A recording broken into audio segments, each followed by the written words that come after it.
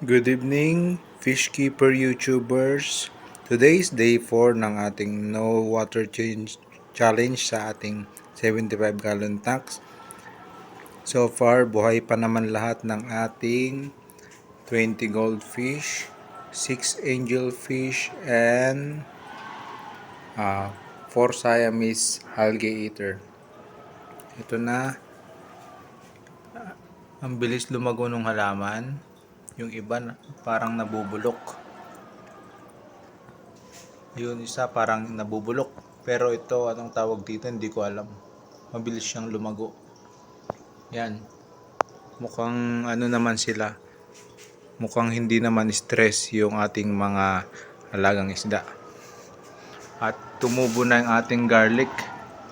Ang lakas niya kumonsumo ng tubig. At day 4, nabawasan na ng konti yung tubig. Yun lang guys. Tingnan natin kung ilang days tatagal itong ecosystem ng walang water change. Thanks for watching. Bye!